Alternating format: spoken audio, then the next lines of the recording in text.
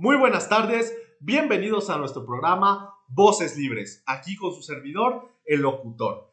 Muy bien, en nuestra aclamada sección de cápsulas culturales, donde no solo buscamos informarlos, sino también educarlos, tenemos como invitado especial al doctor Ángel Caballero Cárdenas, especialista en economía, que nos va a venir a hablar sobre el desarrollo de la política económica de Lázaro Cárdenas. Le damos la bienvenida, doctor. Hola, muy buenas tardes. Muchas gracias, señor locutor. Me encuentro muy emocionado por poder compartirles mi conocimiento sobre este tema. Pues muy bien, doctor.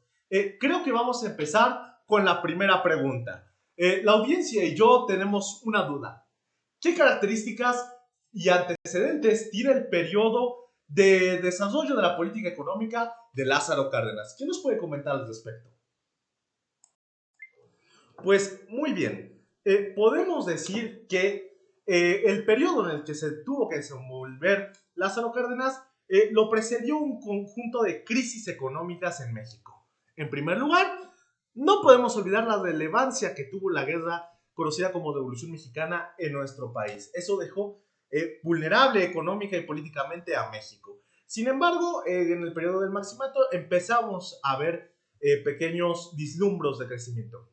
Sin embargo, un detalle importante que debemos tomar en cuenta es justamente nuestro sector exportador. ¿Por qué? Porque todavía en la época anterior a Cárdenas, es decir, anterior a 1934, dependíamos un 66% de las exportaciones e importaciones que iban a Estados Unidos. Entonces se imaginarán que durante la crisis de 1929, como si se tratara de un efecto dominó, todo nuestro sistema político se vio afectado. En primer lugar, porque nuestra política fiscal iba muy ligada a esto, al igual que los presupuestos en México. Entonces, nos vemos gravemente afectados por este tema.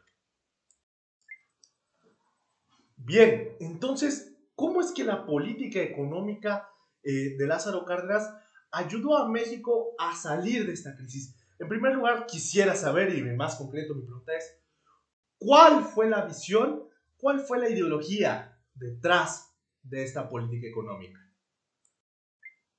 Pues bien, hay que recordar que en la época de Lázaro Cárdenas hubo bastantes teorías sobre cómo ayudar a la economía estatal durante el periodo de la crisis. Lázaro Cárdenas optó por apegarse a la teoría keynesiana, que buscaba que el Estado tuviera una mayor presencia en los ámbitos económicos sin limitar el libre mercado.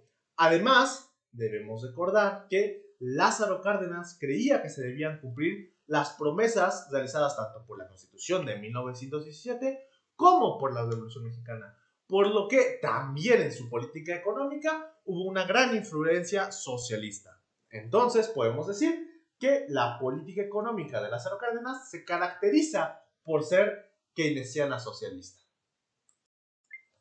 Entonces, una vez que hemos identificado que la política económica de Cárdenas se caracterizó por ser keynesiana socialista, ¿cuáles fueron los puntos centrales de esta política? Creo que nos interesa mucho saber.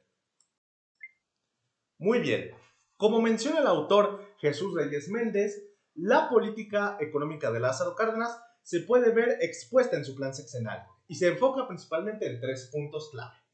El primero, la repartición agraria, que fue acompañada de su reforma agraria. En segundo lugar, dirigir el gasto público hacia la educación y la salud. Estos dos puntos, como podemos ver, están muy arraigados al origen socialista del cardenismo. El tercer punto, que a mí me parece también muy interesante, es cómo buscaba combatir los déficits a través de la emisión de billetes. Pues bien, hablando más en concreto del aspecto financiero, Lázaro Cárdenas logra modernizar la institución bancaria en México, específicamente a través del Banco de México, donde por primera vez empieza a funcionar completamente como un banco central. Logra adaptarlo a los estándares de la época. Entonces se logra superar esta dificultad que habíamos mencionado sobre la adaptación del uso del oro a una política monetaria. En segundo lugar, podemos decir que la modernización no solo llegó al ámbito financiero y económico, sino también al ámbito industrial. ¿Por qué? La famosa expropiación petrolera, como bien menciona el autor Enrique Cárdenas, ayudó a impulsar el crecimiento económico y social en México. Esto por la creación de nueva infraestructura y que, como menciona el mismo autor que acabo de mencionar, con la participación del solo 16%, la industria ahora había ayudado al crecimiento del Producto Interno Bruto en un 38%, por lo que en general podemos comentar que esta política económica de Cárdenas modernizó el sistema económico financiero y además ayudó a la modernización industrial del país. Para finalizar nuestra cápsula, me gustaría preguntarle, doctor, ¿qué consecuencias existieron en nuestro país de la política económica de Lázaro Cárdenas? Bueno, finalmente podemos decir que como consecuencias hubieron tres principales de la política económica de Lázaro Cárdenas. En primer lugar, la modernización del sistema económico y financiero a través de la Secretaría de Crédito y Hacienda Público y del Banco de México.